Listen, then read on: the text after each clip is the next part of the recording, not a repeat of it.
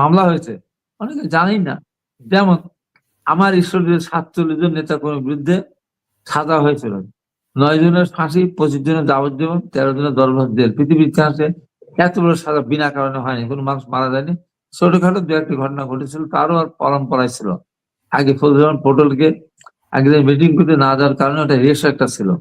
তার মানে কি, এই এই যে মানুষগুলিকে সাজা দিল বিনা কারণে, অনেকে ছিল না। আলাউদ্দিন বিশ্বাস আমাদের এখনো ধুকে ধুকে মৃত্যুর পথ গুনছে, ভোর গুনছে। আমাদের আমি যখন বসে কথা বলছি, 1 কিলোমিটার দূরে আমার চেয়ারম্যান ছিলেন, জেলখানা থেকে বের হওয়ার পরে গত বছর সে মারা গেছে।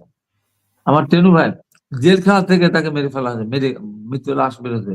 আবুল কালাম চেয়ারম্যান অন্ধ, চোখে দেখতো না, তাকে জামিন করাতে পারেনি, জামিন দেয়নি, জেলখানা থেকে লাশ এসেছে।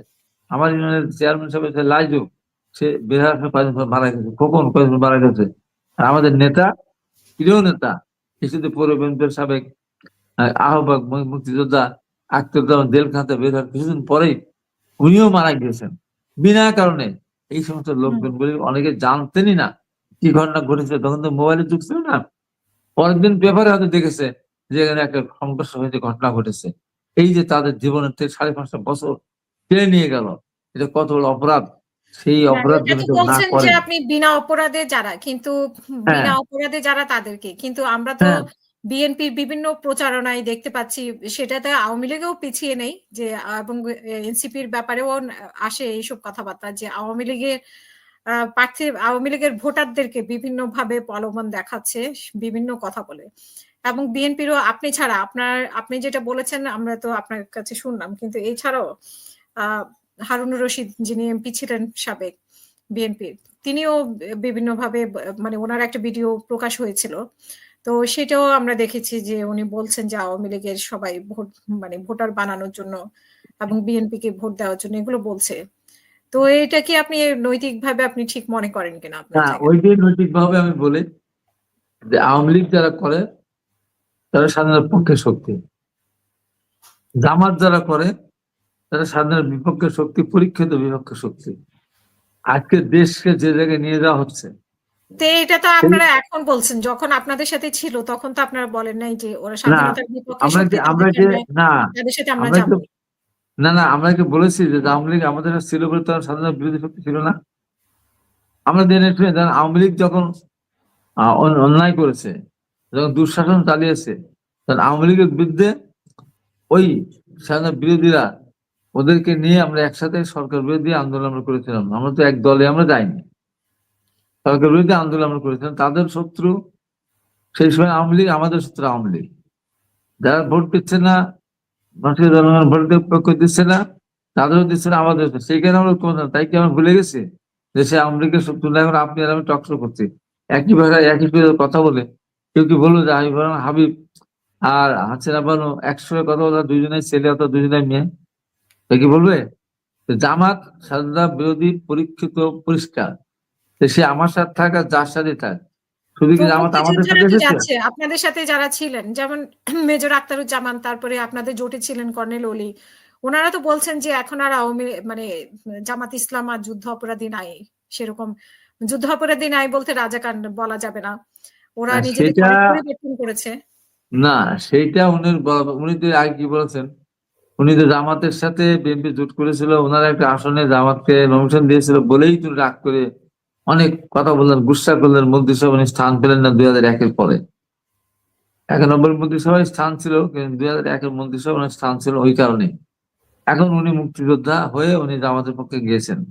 আমি একবারও বলবো না উনি মুক্তিযোদ্ধা না, উনি মুক্তিযোদ্ধা ছিলেন না, একথা কোনদিনও বলবো না। উনি মুক্তিযোদ্ধা ছিলেন, উনি এখন বিভ্রান্ত হয়েছেন, ওনার নিজের স্বার্থে উনি বিভ্রান্ত হয়েছেন। জামাতও স্বাধীনতা বিরোধী, এটা দিনের আলোর মতো সত্য। যতই কাজ করতে আমার সাথে, যতই অনুষ্ঠান করে, সে যুদ্ধ অপরাধী, যুদ্ধ অপরাধী, সে স্বাধীনতা বিরোধী, স্বাধীনতা বিরোধী। এখন মানুষ, দেশের মানুষ কিন্তু ইদানিং জামাতের পক্ষে, ইদানিং কিন্তু মাঝখানে কিছু মানুষ কিন্তু ইমোশনাল চলে গিয়েছিল, এখনো ফেরত আছে কেন?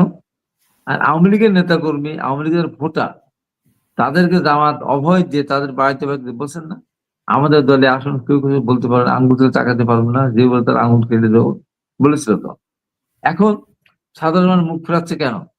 এনসিপি, যে এনসিপি ব্যাকগ্রাউন্ড দেখতে গেলে ঢাকা বিশ্ববিদ্যালয়ের ছাত্রলীগ শিবির যেমন ছাত্রলীগ হয়েছিল, হেলমেট বাহিনী অনেকেই ছাত্রলীগ ছিল, কিন্তু তাদের উৎপত্তি স্থল ছিল হলো নদী গতিপথ পরিবর্তন করে হিমালয় থেকে সব নদী আসে, কেউ মেঘনা হয়, কেউ পদ্মা হয়, কেউ মধুমতি হয়, নানান ভাবে সে ভাগ হয়ে যায়।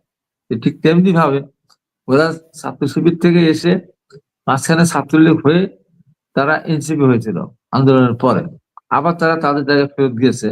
এই কারণে আওয়ামী লীগের নেতা কর্মীদের ওই এনসিপির প্রতি, বিএনপির প্রতি তাদের আক্রোশ আছে, বিএনপির বিরুদ্ধে তাদের অভিযোগ আছে।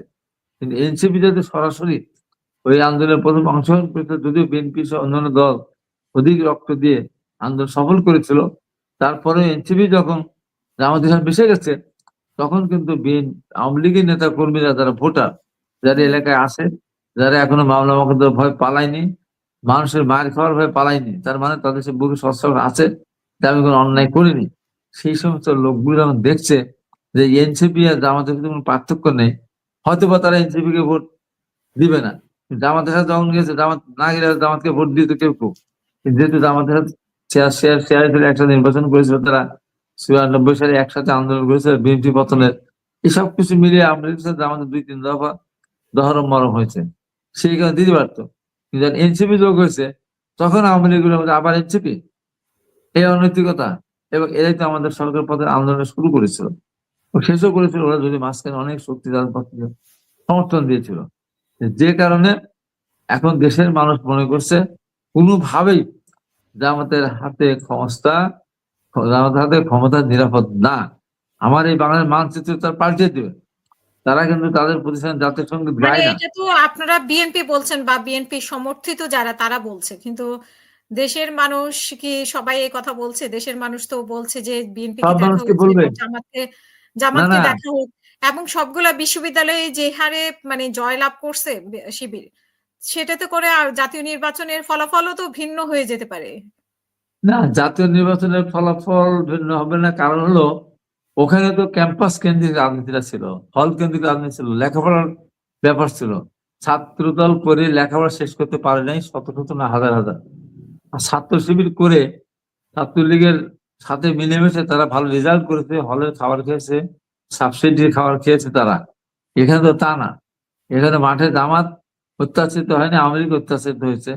অতএব এখানে ওই ওই হিসাবে এখানে হবে না। আর যেটি আমি বলতে গিয়ে আপনারা আমাকে বলতে দিলেন না, সেটি হলো ওই এনসিপির প্রতি আওয়ামী লীগের নেতাকর্মীদের একটা প্রচন্ড ঘৃণা আছে, প্রচন্ড ঘৃণা আছে। কারণ তারা শেষ পর্যন্ত গোপালগঞ্জে গিয়েও তারা কবর উড়িয়ে, মাজার উড়িয়ে দিতে চেয়েছিল বলে তারা মনে করত, এবং এই ঘটনার কারণেই কিন্তু সেদিন তারা প্রতিরোধ করেছিল। অতএব এখন জামাতকে সবাই মিলে প্রতিরোধ করবে, কারণ জামাত স্বাধীনতা বিরোধী শক্তি নিজে প্রমাণ করেছে। এই কারণেই বলবো যে আমরা ওই বিশ্ববিদ্যালয়গুলোতে যে রেজাল্ট হয়েছিল, সেই রেজাল্ট আর এখানে সেই একই রেজাল্ট হবে না।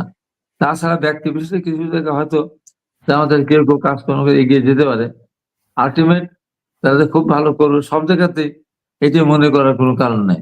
বিএনপি অনেক জায়গায় ফলাফল ভালো করবে না বিশ্বাস করি।